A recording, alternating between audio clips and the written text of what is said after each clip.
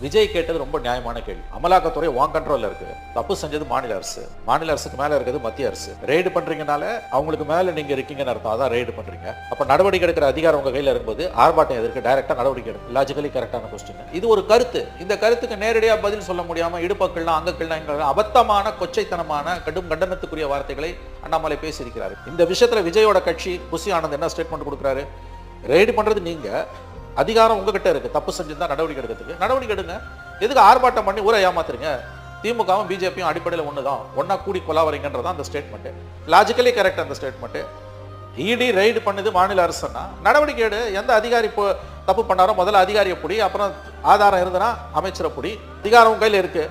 நீ சத்தீஸ்கர்ல, டெல்லியில, ஜார்க்கண்ட்ல பண்ண மாதிரி ஆதாரம் இருந்தாலும் இல்லாட்டியும் போகணும்னு முடிவு பண்ணிட்டீங்கன்னா பண்ணதான் போறீங்க. போக வேண்டியது இடி.